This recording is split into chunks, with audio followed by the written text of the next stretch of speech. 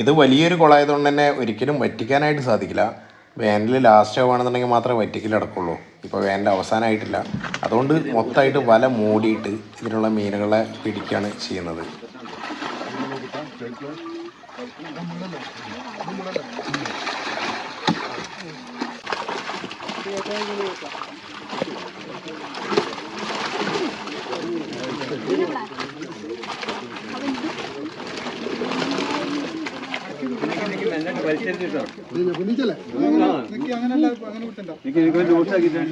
ഇപ്പോൾ ഇവർ നിൽക്കുന്ന ഭാഗത്തു നിന്ന് അങ്ങോട്ടേക്ക് വെള്ളം നല്ല സ്ലോപ്പിലാണ് ഈ കുളം ഡിസൈൻ ചെയ്തിട്ടുള്ളത്.